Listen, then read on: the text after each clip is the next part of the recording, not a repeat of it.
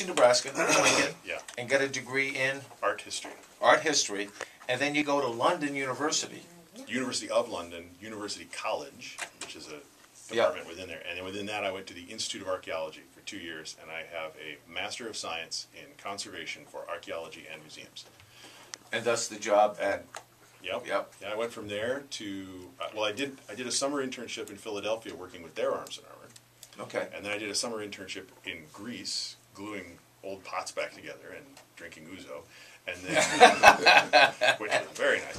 And then I worked for the Park Service for a little while. Okay. Working on a lot of different things, including going to Gettysburg. Did a lot of swords for Gettysburg. That was a lot of fun. But I did other things as well. I worked on outdoor sculpture at a lot of different parks. I worked on chandeliers from Longfellow's house. And I did a Fresnel lens from a lighthouse out on Cape Cod.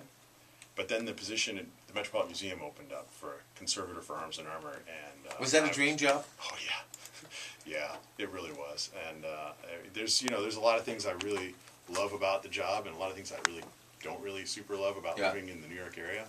For example, we're down here on vacation kind of going, why do we live in New Jersey again? It's really nice down here. Yeah, I understand the girls even went swimming yesterday. They sure did. Yeah. And but the job is a dream job. It's fantastic. Strange questions that you get while giving tours. Yeah, I got good ones. Okay, I get the common ones are like, how much does it weigh? Which is a varying answer, but a basic suit of armor is 50 or 60 pounds, and it might be more if it's for jousting. We get questions like, what is that thing on there? And it's usually what they're pointing at is the lance rest, where you hang your lance while you're trying to joust. But the really funny ones are like, well, how did they go to the bathroom in that? Yeah. Which I will admit puzzled me for many years as well. It isn't until you get to put one on and sort of take it apart and really look at it that you realize it's actually just kind of like a suit of clothing. Okay. And you can just kind of undo it the same way you'd undo your trousers. Okay. You got a hinge back there, like a flap? Don't need that. Okay. Don't forget, you can check out the apps, all the apps, especially for Arms and Armament. You can take. It's great for the kids. We invite you to log on at www.metmuseum.org/metmedia, and we invite you to do that at any time. It's a great app because you can play different games, and it's history-oriented games. Yeah, and there's slideshows, and every gallery in the museum is on the website. So if you've never been and you are interested in seeing what it looks like, you can go through every single gallery and see the highlights of the collection. You can read about them. If you're doing homework for school, there's a really great resource on the website called the Timeline of Art History, which has essays of all different kinds written by the staff of the museum. I've written a couple on there. And there's just a ton of information about history and art and materials and all sorts of different things related to everything we have on display in the collection. Ted, I'm amused with the app that you have called Faking It.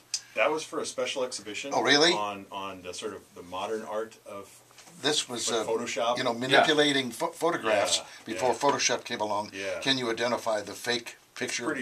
Is that pretty good? It was a pretty cool exhibition. Really? And the game is good because you'll see pictures of, like, say, a Civil War battlefield, and you'll realize that they kind of set some of those scenes up. Sure. Yeah. Or, obviously. They had all sorts of good tricks about.